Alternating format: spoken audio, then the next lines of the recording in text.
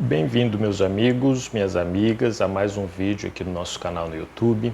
E hoje eu quero te convidar a fazer uma reflexão sobre um tema importantíssimo, tá? Tornar-se negro. Eu quero trazer nesse vídeo a importância da gente perceber a negritude como uma identidade política, tá? E para fazer essa reflexão, eu trago algumas considerações, eu trago a base aí do pensamento do brilhante Frantz Fanon, em sua obra excepcional, Pele Negra, Peles Negras e Máscaras Brancas. Então fica ligadinho aí e a gente vai conversar sobre isso logo depois da vinheta.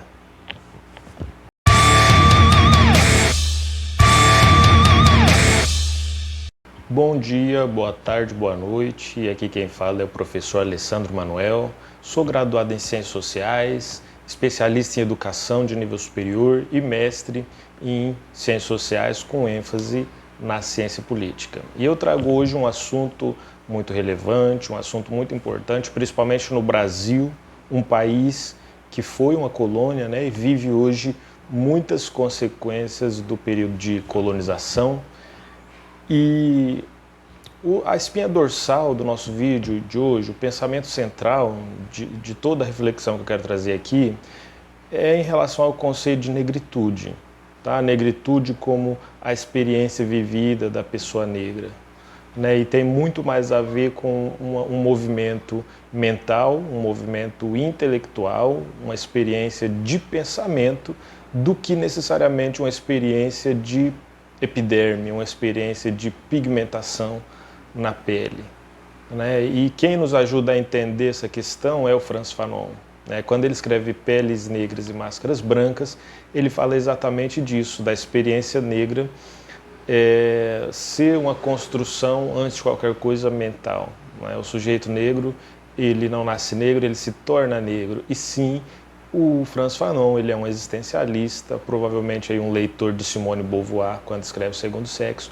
Então, o movimento da obra dele é muito parecido com isso. Tá? Você não nasce negro, você se torna negro. Porque negritude é uma categoria cultural e não uma categoria necessariamente biológica. Tá? Então, esse conceito de negritude, da maneira que o Frantz Fanon aborda, nos convida a mergulhar nessa identidade, sabe? A nos conectar com as nossas origens, com a nossa ancestralidade, o lugar de onde nós viemos, aceitar essas heranças étnicas e vivermos e nos tornarmos de fato negros, né? Reivindicar a nossa negritude. Tinha 7 anos apenas 7 anos. Que 7 anos? Não chegava a 5 sequer. De pronto, umas forças em la calle me gritaram: negra, negra, negra, negra. ¿Soy acaso negra? Me dije sí. ¿Qué cosa es ser negra? Negra. E eu não sabia a triste verdade que aquello escondia. Negra. E me senti negra, negra, como eles diziam, negra. E retrocedi, negra, como eles queriam, negra. E odiei meus cabelos e meus lábios grossos. E me mirei apenada, minha carne tostada. Retrocedi, negra. Então, a obra do Fanon é um convite a gente rejeitar as imposições do colonialismo, a gente, em primeiro lugar, identificar o que é nós, o que é a nossa personalidade, o que é uma atribuição externa, quem somos nós e o que é uma máscara, uma cortina do processo colonialista e do pensamento racista. Né? Então, essa obra, Peles Negras e Máscaras Brancas, não se trata de dizer que o negro é vitimista, mas se trata, muito pelo contrário, se trata de um convite do negro mergulhar na sua herança, aceitar essa herança e entender que negritude é uma potência, que negritude é uma potência com muito valor. E a nossa herança cultural, a nossa herança étnica, é uma riqueza sem tamanho, né? A gente está falando de uma diversidade muito grande e a gente está falando das origens, da base do mundo e da humanidade. E quanto mais a gente percebe e identifica quais são as amarras do processo colonial, mais a gente se conecta com a nossa identidade, mais a gente percebe uma identidade potente e como é rica a nossa herança, as nossas origens e os nossos antepassados, né? Conectar com a ancestralidade é algo que a branquitude já faz há muito tempo, né? Quando eles evocam uma ancestralidade da Europa, por exemplo, aqui no Brasil, a gente percebe que ali existe uma fala de poder, ali existe uma sustentação, né? Então a ancestralidade oferece ao sujeito um suporte, uma segurança no mundo, uma segurança de se afirmar politicamente. Então nós começamos a perceber que, pelo exemplo do Fanon, pela vida e pela obra do Fanon, que a luta pela liberdade, ela não se trata apenas de um processo externo, é um processo político em toda a sua dimensão, mas não se trata de uma política unicamente externa. Sabemos que o Frantz Fanon ele é um dos revolucionários pela liberdade dos africanos e ele encabeçou essa luta política externa. No entanto, ele nos chama a atenção para um sentido inverso.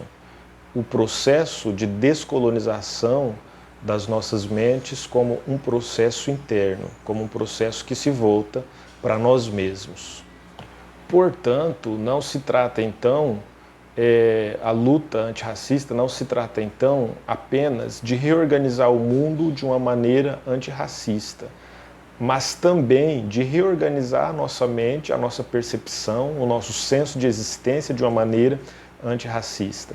Estamos falando de uma batalha diária por autoaceitação, por amor próprio, autocuidado, e isso é um processo de libertação do povo africano e um processo de libertação da nossa herança africana. Se trata, em outras palavras, da gente se olhar no espelho e ver que a nossa imagem reflete uma série de outras pessoas, reflete toda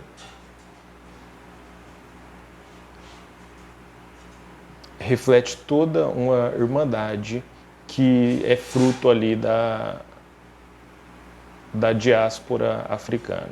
Apesar desse processo de tornar-se negro ser um processo também interno, é um processo que transcende o indivíduo e se torna uma luta coletiva. Tá? Então, o Frantz Fanon ele traz para o movimento antirracista atual a necessidade de um autocuidado, de uma saúde mental, de um bem-estar psicológico e psicossocial. Tá? Se você tem curiosidade de conhecer a obra desse autor, é uma excelente leitura. Você pode procurar os materiais dele na internet, tem PDFs, existe muita coisa disponível e o acesso a essas leituras é uma leitura muito necessária se você se interessa pela questão étnico-racial no Brasil e no mundo. Ok? Então esse é o vídeo de hoje, eu espero que você tenha gostado. Se você chegou até aqui, se inscreva no canal, deixe o seu like se você ainda não deixou e desta maneira o YouTube começa a te mostrar outros vídeos do meu canal, outras produções minhas e é isso. Você pode dizer aqui nos comentários o que você achou, deixar alguma alternativa, alguma sugestão e todas elas serão aceitas e muito bem-vindas. Ok? Então é isso, muito obrigado pela sua atenção e eu vou nessa. Até mais. Um beijo.